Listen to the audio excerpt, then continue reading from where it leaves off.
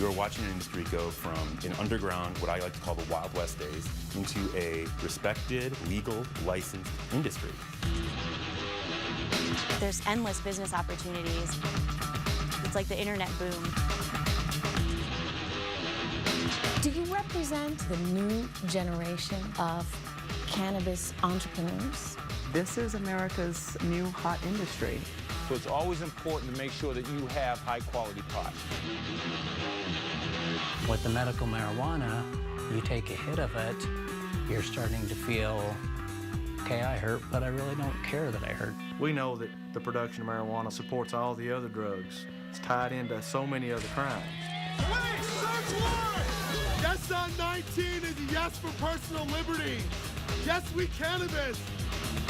There is nothing that any state or the federal government is going to be able to do to stand in the way of legalization of marijuana. Nothing. After more than 70 years as an illegal drug, could it be possible that marijuana's moment has arrived? Medical marijuana laws are already on the books in Washington, D.C. and 15 states, and support for legalizing marijuana has never been greater. I'm Trish Regan. In the next hour, we'll take you inside a flourishing pot industry, one that's moved out of the shadows and into the mainstream of American life.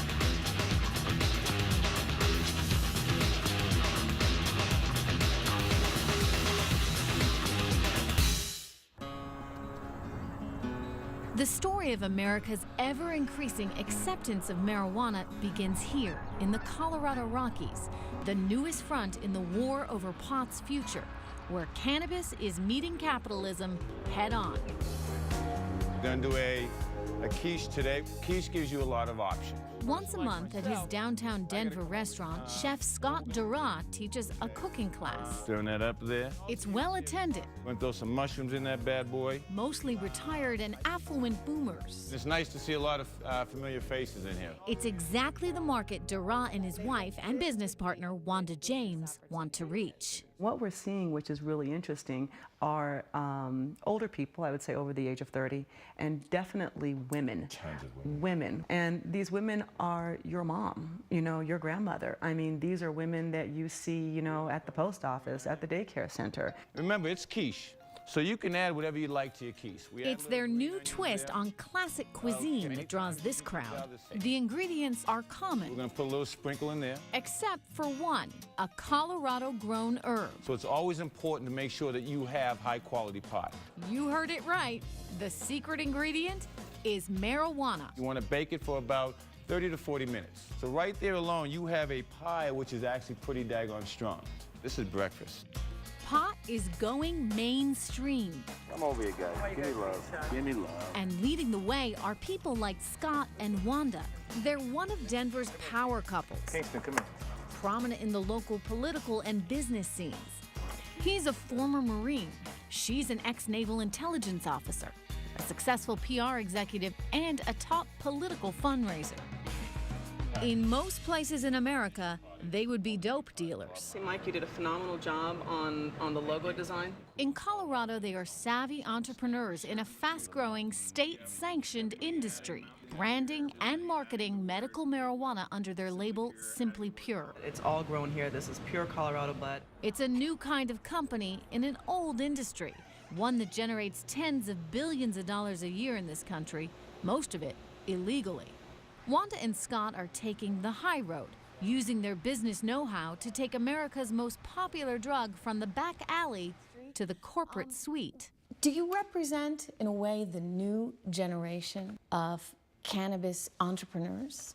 Definitely. When you look around this industry and the people who have come into the industry, there's lots of professional people. There are people who were laid off from corporate America. This is America's new hot industry. Wanda took us to the heart of their operation, a lush marijuana farm inside this temperature-controlled warehouse. How often do these plants bud?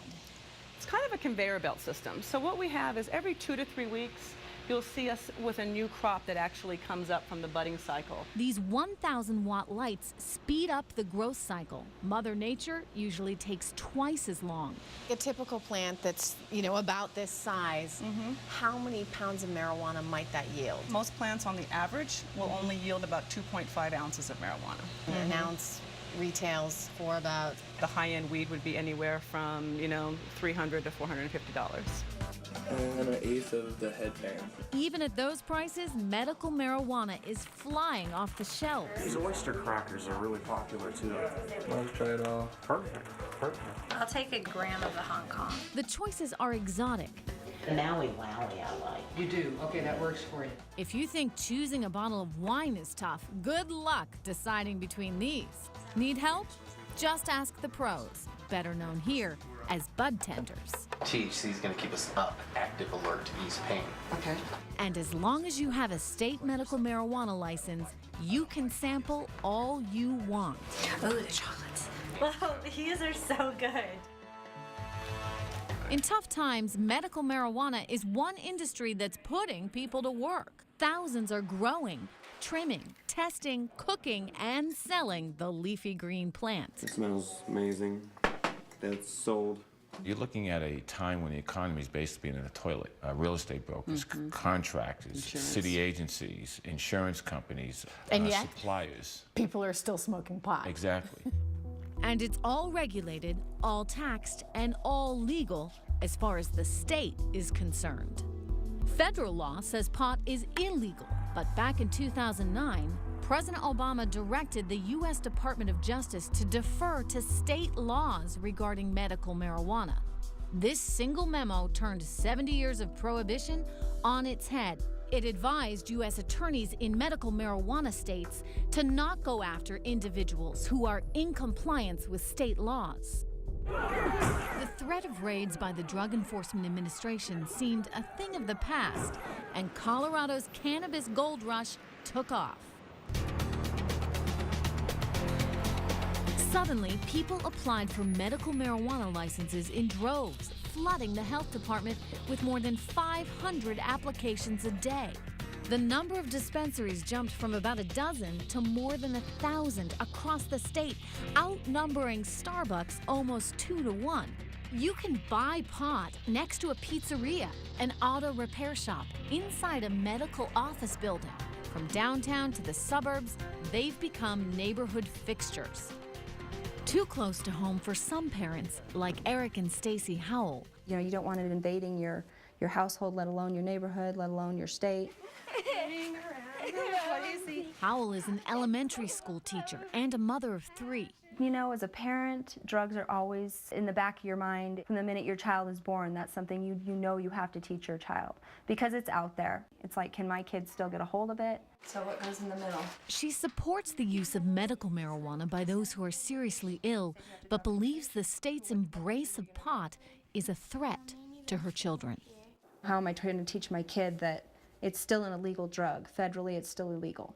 You can't use it, even though the state of Colorado says, yes, you can from a medical standpoint.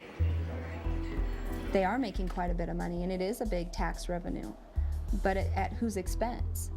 One of the big fears that I keep hearing over and over again is, what kind of signal are we sending to our young people? What kind of signal does it send to your children when you have a fully stocked refrigerator with Coors Light or with, Budweiser in it, and then the campaigns that are behind those alcohol products of the half-naked women? I mean, what kind of signal is that? We're not talking about some reggae concert or you being stoned in your dorm room. We're talking about a whole emerging business here with responsible people.